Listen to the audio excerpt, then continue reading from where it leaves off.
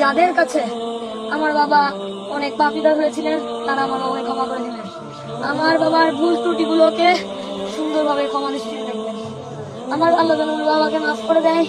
আমার বাবাকে দোয়া করবেন আমি যেন বড় হতে পারি এবং আমার পরিবারকে যেন আমি দেখতে পারি, এই সম্পর্কে দোয়া করবেন। অনেক অল্প বয়সে আমি আমার বাবাকে হারিয়েছি, এটি একটি শোক হিসেবে আমরা অন্তরে কামনা করি। আমিন।